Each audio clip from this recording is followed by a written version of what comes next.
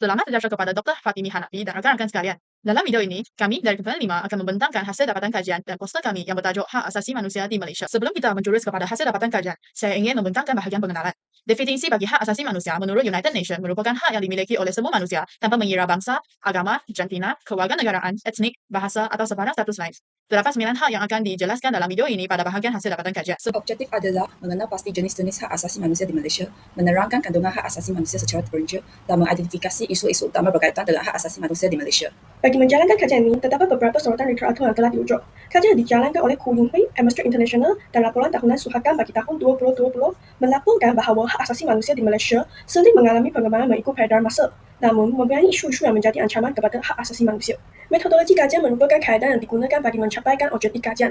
Bagi menjalankan kajian ini, sumber pertama dan sumber kedua telah digunakan bagi memperolehkan maklumat yang boleh menjawab objektif kajian. Sebagai contoh, artikel, akhbar, buku dan bahan ilmiah telah dirujuk sepanjang kajian ini. Selain itu, kaedah pemerhatian dilakukan bagi menginterpretasi hak-hak asasi manusia di Malaysia.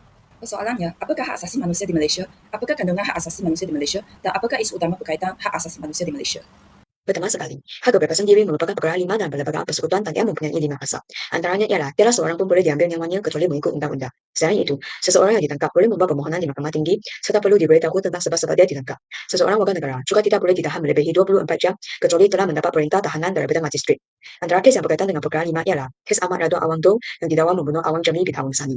Kes ini adalah berjangka dengan perkara 5 kerana Ahmad Radwan tidak mempunyai hak untuk membunuh mangsa walaupun pembunuhan ini berlaku bukan atas niatnya. Keabdian dan kerja paksa hak asasi individu untuk tidak menjadi abdi atau dipaksa melakukan kerja tanpa persetujuan dijamin di bawah Perlembagaan Persekutuan. Untuk melindungi pekerja, Akta Kerja 1955 telah dipintal dengan Seksyen 90B mulai 1 Januari 2023 yang menetapkan 3 laku majikan yang mengancam atau menekan pekerja sebagai kerja paksa. Jika majikan didapati bersalah, mereka boleh didenda sehingga RM100,000 atau dipenjara sehingga 2 tahun atau kedua-duanya. Perlindungan daripada Undang-Undang Jenayah. Perkara 7 Perlembagaan Persekutuan melindungi daripada undang-undang jenayah yang dikukuasakan ke belakang dan perbicaraan berulang. Perkara 71 melarangkan hukuman atas tindakan yang tidak dianggap kesalahan semasa dilakukan. Dan seterusnya, perkara 72 memastikan seseorang yang dibebaskan atau disabitkan tidak boleh dibicarakan semula dengan jenayah yang sama kecuali jika dipatahkan oleh mahkamah yang lebih tinggi. Hak asasi manusia yang keempat ialah kesamarataan. Semua individu tanpa mengira agama, ras, keturunan, tempat lahir atau jantina adalah sama rata di sisi undang-undang. Menurut Fasal 1, tiada diskriminasi yang dibenarkan terhadap warga negara berdasarkan kewarganegaraan dalam mana-mana negeri. Fasal kedua, pihak berkuasa awam tidak boleh mendiskriminasi mana-mana orang semata-mata kerana dia menetap atau menjalankan perniagaan di bahagian persekutuan selain daripada bidang kuasanya. Contohnya, kes SRC. Mahkamah Persekutuan yang mengekalkan sabitan dan hukuman dalam kes Datuk Seri Najib Tun Razak, mantan Perdana Menteri Malaysia atas tuduhan mencuri dana daripada SRC International Sdn Bhd. Kes ini sebagai satu bukti kukuh bahawa perkara 8 kesamarataan sentiasa diamalkan. Kelima, larangan buang negeri dan kebebasan bergerak. Menurut perkara 1, setiap warga negara mempunyai hak untuk tidak dibuang negeri atau dilarang daripada memasuki mana-mana bahagian persekutuan. Perkara 2 menyatakan bahawa setiap warga negara berhak bergerak bebas dan bermastautin di seluruh persekutuan. Untuk kes Perintah Kawalan Pergerakan PKP, Hakim Mahkamah Tinggi memutuskan bahawa tindakan sekatan perjalanan yang dikenakan oleh kerajaan semasa kemuncak penularan wabak COVID-19 adalah wajar dan tidak melanggar perkara 9 Perlembagaan Persekutuan. Seterusnya, saya akan membentang tentang hak kebebasan bersuara, perhimpunan dan berpersatuan. Semua rakyat mempunyai hak asasi, termasuk hak untuk bersuara dan bercakap, hak untuk berhimpun secara aman tanpa senjata, dan hak untuk berpersatuan. Bagi Parlimen memiliki kuasa untuk mengenalkan sekatan melalui undang-undang demi menjaga kepentingan keselamatan negara dan persekutuan, hubungan diplomatik, ketenteraman awam atau etika. Terdapat satu kes yang melibatkan hak ini, iaitu kes mkini.com Sdn Bhd. mkini.com didenda sebanyak RM500,000 kerana bersalah menghina mahkamah menerusi penerbitan komen pembaca. Seterusnya ialah hak kebebasan beragama. Perlembagaan Persekutuan menetapkan agama Islam sebagai agama rasmi, tetapi juga membenarkan amalan agama-agama lain yang dijalankan secara aman dan damai.